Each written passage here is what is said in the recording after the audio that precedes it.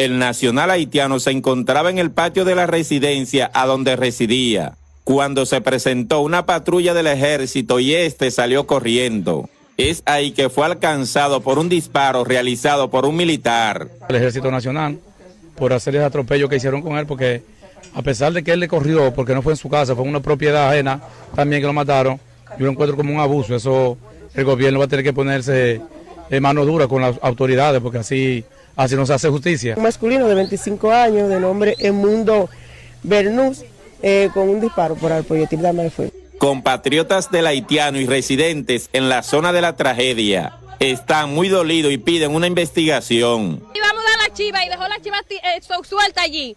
Y él se fue corriendo y brincó la palizada y cayó en la finca de Los Limones. Y ellos vinieron y le tiran el tiro a él. En ningún país se sucedió lo que está pasando aquí en Azua.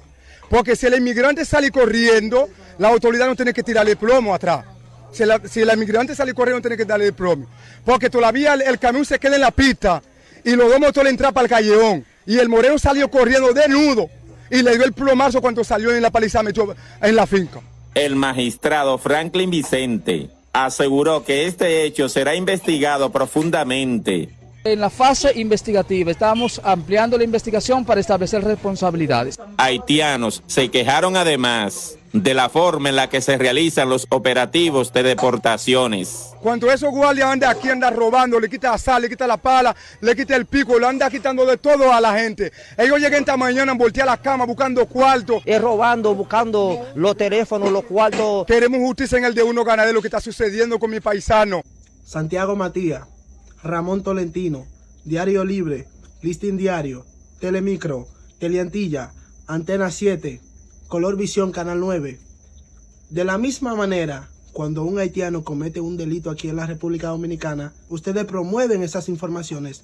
También les pido, la vida de ese joven que esos guardias acaban de quitar, yo creo que también debería de circular en esos medios esa información. Porque duele mucho a un joven de tan solo 24 años que un guardia le quite la vida así.